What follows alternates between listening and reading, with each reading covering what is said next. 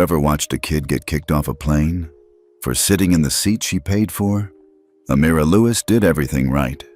She checked her seat number 3 times, sat exactly where her boarding pass said, 8C, premium class. She didn't cause trouble, didn't raise her voice, and still, she was ordered off that plane like a criminal. The flight attendant didn't lower her voice. "This isn't for TikTok stunts. You need to deplane immediately." Her name tag read Karen Schultz, and yes, she lived up to it. Passengers turned. Some pulled out phones. A man in 5A started recording, whispering, "She's just a kid." But the damage was done. Amira stood frozen, her little red suitcase at her feet, her face burning. She tried again, softly, politely. "This is my seat. My grandma booked it. I have the pass right here." Karen crossed her arms. "Security is on its way." A woman in a white blazer scoffed loud enough for others to hear. "She doesn't look like she belongs up here anyway." Amira blinked, hard. She didn't cry. She wouldn't give them that. The 2 security officers arrived in under a minute. They didn't ask questions. They didn't check her documents. One just said, "Let's go, miss." And that was it. Her sneakers squeaked as she walked the aisle. The walk of shame before takeoff. A few people averted their eyes. Most didn't. Not a single soul stood up for her. At the gate, under the cold glare of fluorescent lights, Amira's phone buzzed. One missed call. "Grandma." She called back with trembling fingers. Her voice cracked. "Grandma, they said I didn't belong.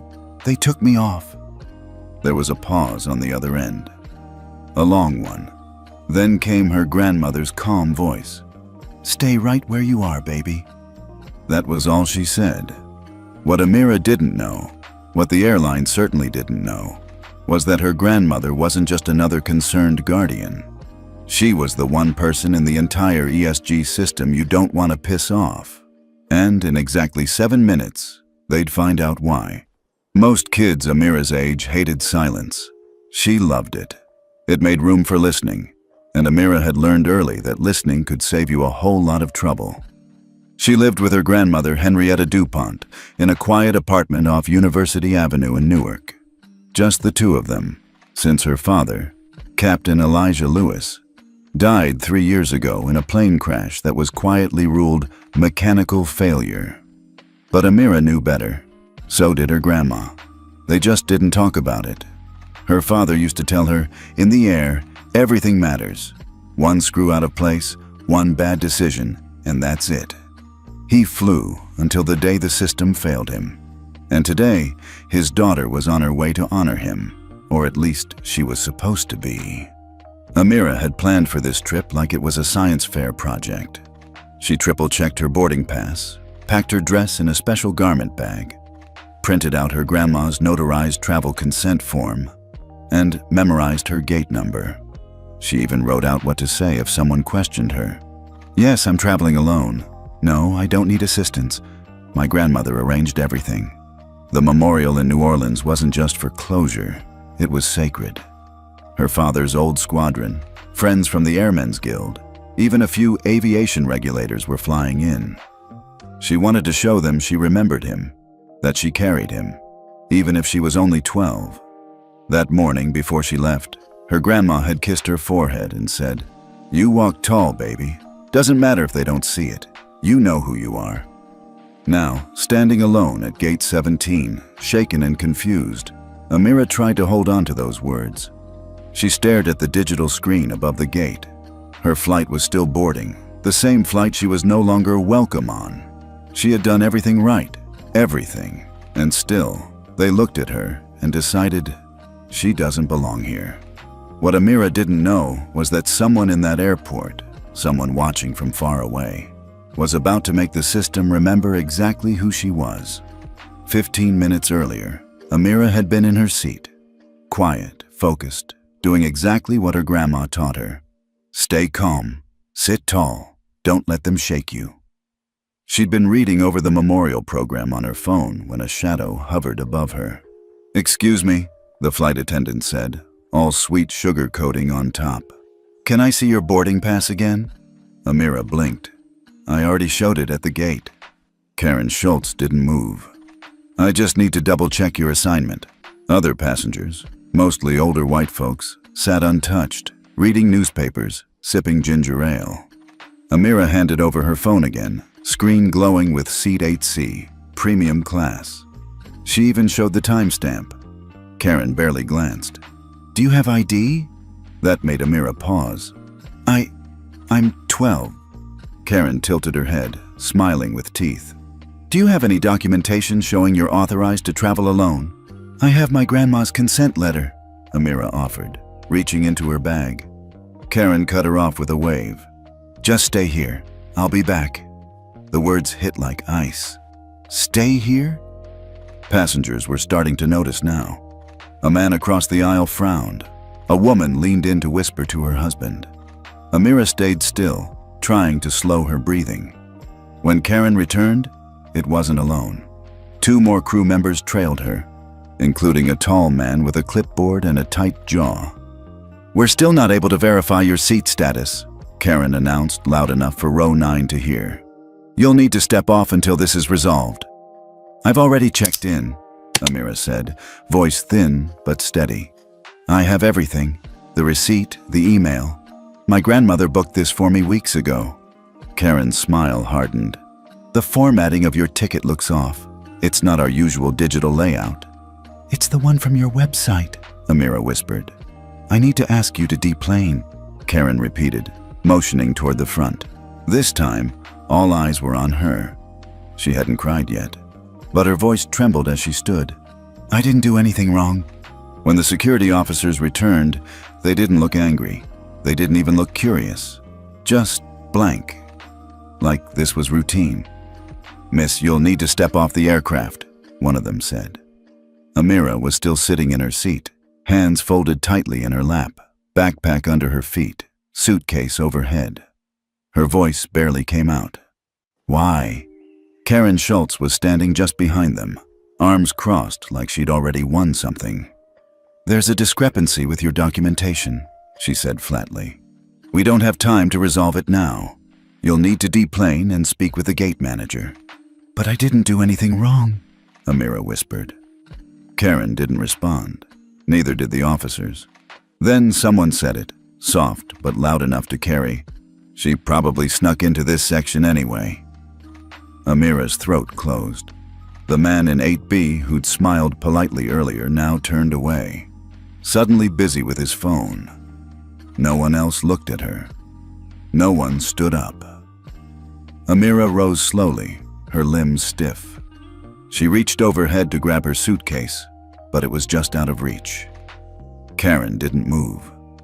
A flight attendant from the back finally stepped forward and pulled it down, gently. She didn't say a word, but her eyes softened just a little. Amira nodded in thanks. Her voice wouldn't work anymore. As she walked the narrow aisle, the silence pressed in like a blanket made of shame. A few passengers whispered, a few filmed. One woman murmured, "This is awful," but no one stopped it. She stepped through the jetway, back into the sterile light of the gate. The door shut behind her with a mechanical hiss. Final, like a sentence passed. At the desk, the gate agent barely glanced up. If you've been removed, you'll have to wait for customer service. When? Amira asked, voice hoarse. He shrugged. 40 minutes, maybe more. She nodded slowly, moved to the plastic chairs against the wall, and sat down. She didn't cry. She just stared straight ahead, legs swinging above the floor, suitcase at her side. And in that moment, surrounded by strangers who refused to see her, Amira had never felt smaller. Amira sat at gate 17 like she wasn't real, feet barely touching the floor, eyes glazed over, breathing tight. She didn't know what to do, who to call, what to say. Her grandma hadn't answered her last text, and the gate agent hadn't looked at her once. Finally, after what felt like an hour, but was maybe 7 minutes, Amira gathered herself and stood. She walked up to the counter quietly. "Excuse me." The man behind it, mid-40s, gold cross badge on his chest, barely glanced up. You've already been told to wait for customer service? I just wanted to understand why I was removed. I had a paid ticket. I checked in. I followed every rule. He sighed, finally giving her a full look. Miss, flight crews have full discretion during boarding. If they felt uncomfortable or that protocol wasn't met, they have the right to request removal. It's in our terms. But I had everything, she said, voice shaking now. My documents, the seat number. I was respectful. He blinked slowly. Look, I'm sure it's a misunderstanding, but policy is policy. Security was involved, so now it's out of my hands. Amira stared at him, heart thudding. Another woman in uniform walked by and gave her a long look, whispered something to the agent. He turned to her. You're not authorized to be in this zone anymore. Once a passenger is removed, they must return to the public terminal. You're saying I can't even sit here? Correct. The words landed harder than she expected. Like being erased, not just removed. She picked up her little red suitcase. Her hands were trembling again. As she started walking toward the terminal exit, someone nearby said softly, "Poor thing." But no one followed. No one stopped her. Her steps echoed against the polished floor, each one heavier than the last. And that's when her phone buzzed. A name flashed on the screen. Grandma. Amira answered in a whisper. They said it's policy. They said I can't stay. On the other end, Henrietta DuPont's voice was steady as stone. Baby, tell me the name of the airline. Amira sat near a vending machine, tucked into a corner of the terminal like forgotten luggage. The hum of the airport was all around her. Announcements, footsteps, laughter from some nearby gate. But in her world, everything was silent. She hadn't spoken since the call. She hadn't cried either. Not yet. The little red suitcase stood upright beside her, like it still believed they were going somewhere. She pulled her hoodie over her head and leaned forward, elbows on her knees, fingers gripping each other tight. Her palms were sweaty. Her grandmother always said, "You don't cry while they're watching. You cry when you're safe." But when was that? Her seat was gone. Her voice was dismissed. Her presence erased. She checked her phone. 1 bar. No new messages. Then, quietly, it rang again. Grandma. Amira picked up immediately. Grandma, you okay? The voice on the line was low and calm, but there was a sharpness behind it. I don't know, Amira whispered. They said I didn't belong. They didn't even check my name. They made me leave. There was a pause, not a hesitant one, just measured. Did anyone touch you? No, Amira said quickly. They didn't have to. Silence stretched between them. Then came the voice she'd known her whole life. Firm, precise, no wasted words. Tell me the name of the airline. Amira wiped her face with her sleeve. Gold Cross. Another pause. Okay, Grandma said. Stay where you are. Do not move from that spot. I'm going to handle it. Grandma. But she'd already hung up. Amira stared at the phone in her hand, unsure what had just happened. She didn't know her grandmother had stood in a boardroom that same morning with 3 European ESG executives. Didn't know her name was listed on a sealed federal compliance protocol tied to over $1 billion in transportation funding.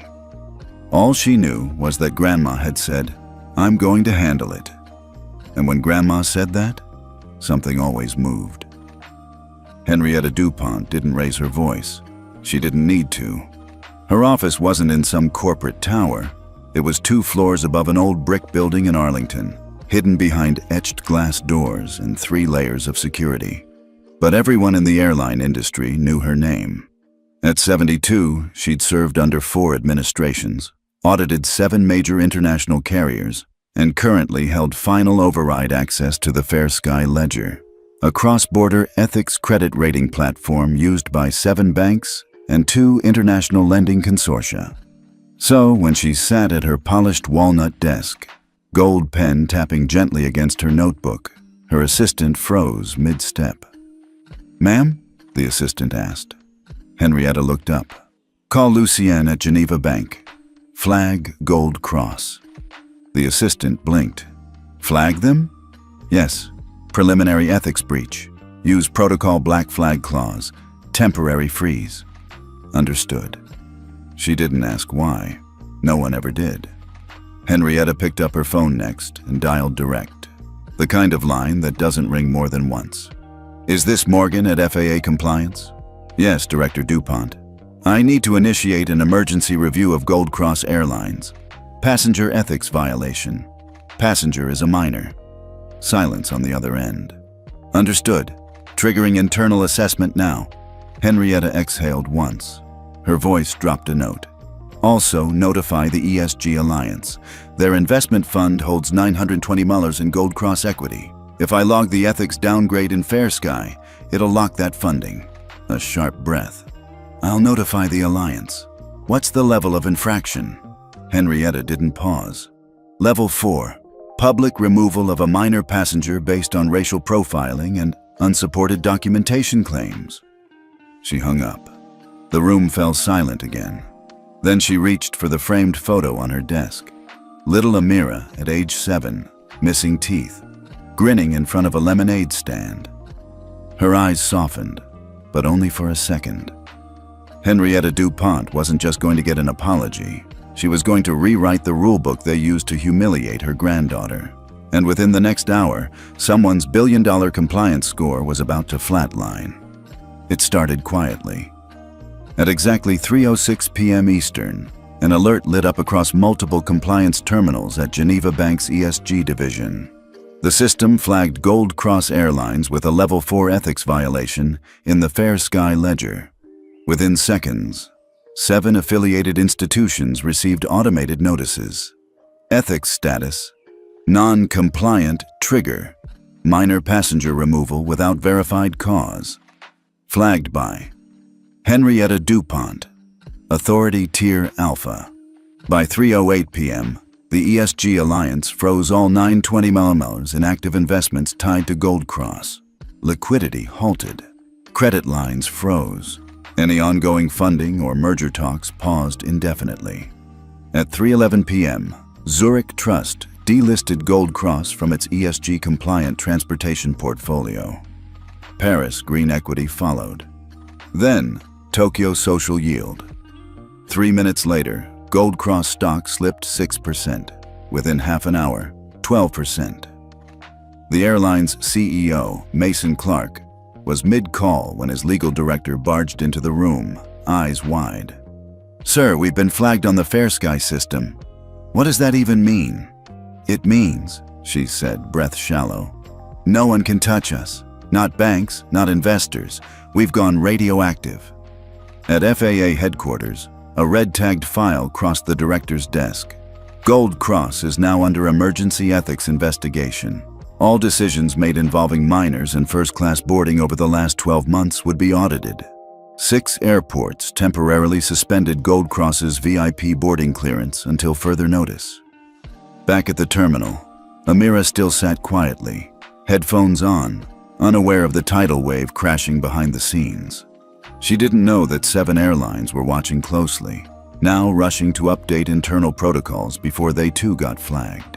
She didn't know that Gold Cross's own PR team had just been silenced, instructed not to post, not to tweet, not to comment until the board could assess the damage. But Henrietta DuPont knew. From her quiet office in Arlington, she watched a live dashboard flicker with red warnings. She sipped her tea and said softly, "Maybe now they'll remember what the price of dignity is." The boardroom at Gold Cross headquarters had never felt this tense. Every screen in the room glowed red. Stock charts, press clippings, internal risk warnings. The meeting had been called in under 15 minutes, but they were already an hour too late. CEO Mason Clark slammed his hand on the table. "Someone talk to me! What is this Fair Sky ledger and why the hell are we flagged?" A VP from legal shifted nervously. "It's an international ethics credit platform, built to track ESG violations in real time, mostly used by global lenders and compliance funds." Mason narrowed his eyes. "So why are we on it?" A younger analyst pulled up a screen. We were flagged for an incident involving the public removal of a minor, Amira DuPont. Silence. Someone near the back muttered, DuPont? Wait, Henrietta DuPont? The room froze. That name traveled faster than any headline. She was more than just a consultant. She built the ethics infrastructure most of them relied on. Some of their funding literally required her signature to remain compliant. Mason cursed under his breath. Tell me this is reversible. No, sir, said legal. She triggered Clause 7A Black Flag, which immediately halts all ESG-backed investments. That includes 900 capital. Someone from public affairs added, and, we're trending. They pulled up a feed. Thousands of tweets. The video of Amira being let off the plane had surfaced, captured by a passenger near the front. The captions were damning. 12-year-old kicked off plane for being black? Where's her seat now, Gold Cross? Flying while black, justice. For Amira had boycott Gold Cross. By the end of the hour, 5 major influencers had joined in. Then came 3 journalists. Then a civil rights attorney. Mason sank back in his chair. Someone get me Karen Schultz, he muttered, and tell her not to talk to a single soul until I say so. But it was already too late. The story wasn't just viral. It was global. Amira hadn't moved from her corner spot. She'd been there for nearly 3 hours, watching people come and go, boarding planes, hugging their families, carrying coffee cups and roller bags. She hadn't cried. Still hadn't cried. But something in her felt different now. Her phone buzzed again. A DM, then another, then dozens. She blinked. Her Instagram had exploded. Strangers tagging her, reposting her photo, hashtags flying across every post. Mira deserved better. Gold Cross exposed. Justice. For Amira. She didn't even know how they found her. But there was one video, taken from row 1, where you could see everything. Her standing with her little red suitcase, the flight attendant pointing, the disbelief on her face. Someone had added a caption. This girl was removed because of how she looks, but the airline didn't know who her grandma was. Her fingers hovered over the screen. Slowly, she clicked the comments. The way she stayed calm, though. Whoever raised her is royalty. She's stronger than me at 12. Just then, her grandmother called. Hi, baby, Henrietta said softly. You okay? Amira's voice cracked a little. Grandma, did you do something? Henrietta smiled on the other end. I just asked a few people the right questions. They're saying the airline's losing money. People are talking about me. That's because people saw what happened. And when they see injustice, they talk. Amira swallowed. I didn't mean for all this. You didn't do anything wrong, Henrietta cut in gently. But you reminded the world what wrong looks like. And that matters. Amira looked around the terminal. For the first time, she didn't feel invisible. Then, someone tapped her shoulder. A woman with a press badge. Amira Williams? From Flight 827? Amira blinked. Yes? We'd love to hear your story, if you're ready to tell it. She looked down at her little red suitcase, then back at the camera, and nodded. Henrietta stood at the window of her Arlington office as the sun sank behind the skyline.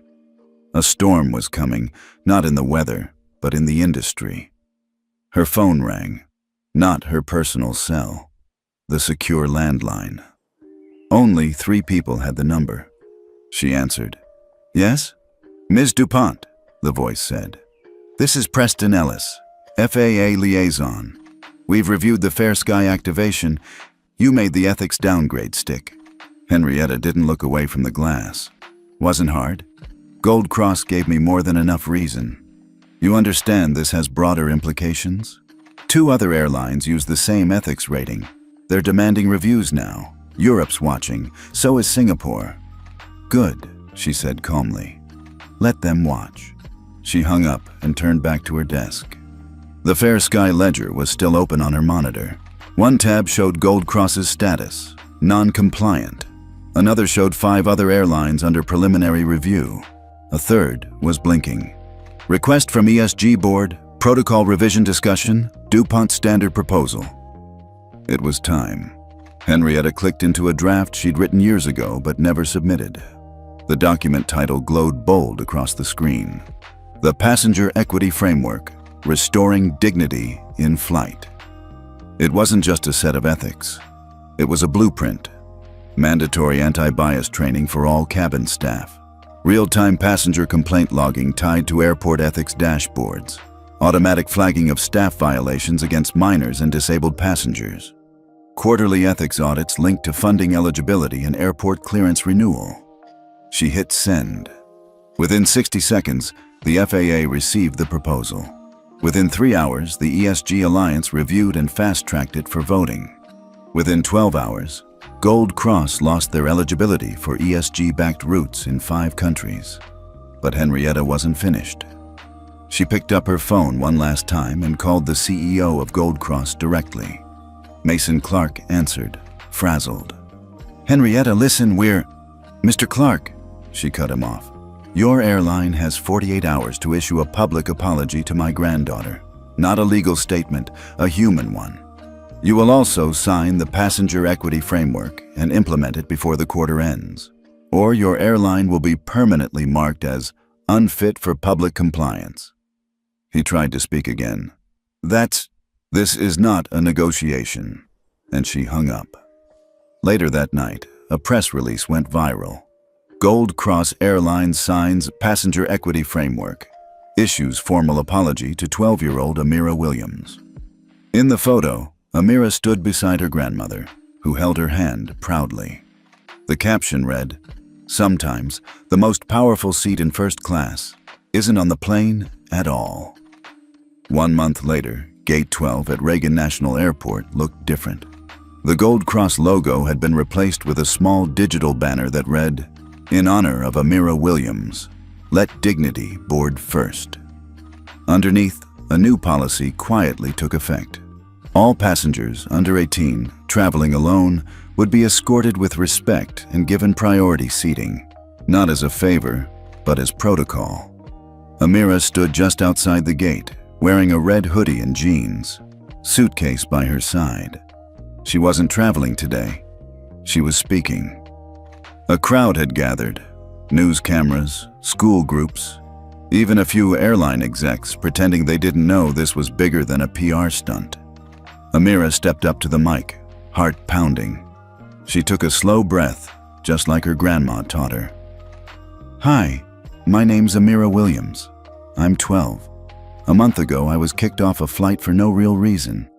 At the time, I didn't know why, but now, I do." She looked up, eyes steady. "I was quiet. I had a ticket. I followed the rules. But someone looked at me and decided I didn't belong. Not because of my seat or my clothes, but because of me." A quiet hush fell over the space. "But my grandma, Henrietta DuPont, she reminded the world that just because something is common doesn't mean it's right. And sometimes, it takes just one person saying enough to make the whole system stop and listen." She smiled faintly. "I didn't ask for this. I didn't plan to change anything. But maybe we don't have to be powerful to make a difference. Maybe we just have to stay standing, even when someone tells us to sit down." People clapped, then stood. Henrietta, off to the side, wiped her eyes. Discreetly, of course. She didn't cry in public. But this was different. By the next morning, 5 more airlines adopted the Passenger Equity Framework. Within the quarter, the FAA made parts of it mandatory for all U.S. registered airlines. Over a dozen companies reached out to Henrietta for guidance. Amira received letters from across the country, young kids, parents, teachers. And one letter stood out. "Thank you for showing my daughter that her skin is not a warning label." As the sun rose over the runway, a new plaque was installed above Gate 12, simple, brass, and quiet. It read, This gate belongs to every child who was told they don't belong. Welcome aboard. And somewhere in the distance, another little girl, maybe in a red hoodie just like Amira's, walked through an airport feeling seen. Maybe for the first time. If Amira's story moved you, don't just watch, speak up. Drop a "for Amira" in the comments if you believe every child deserves dignity, no matter where they sit. And as always, tell us where you're watching from. We see you.